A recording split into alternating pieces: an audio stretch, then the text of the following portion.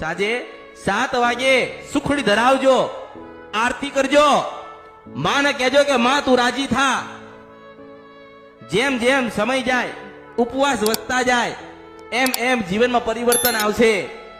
જ્યારે તમને એવું લાગે કે આજે 5 મંગળવાર કર્યા અને ઘરમાં બધું સારું થવા માંડ્યું, બધું સુખ શાંતિ થવા માંડ્યા, વિચારો નવા સારા આયા, કજિયા કંકાસ મટી ગયો, ધંધામાં બરકત થઈ, તો માનજો તમારી કુળદેવી રાજી થઈ છે, એટલા પરિવર્તન થયું છે. હું મેરડી છું, હું તો માધ્યમ છું, હું માધ્યમ છું.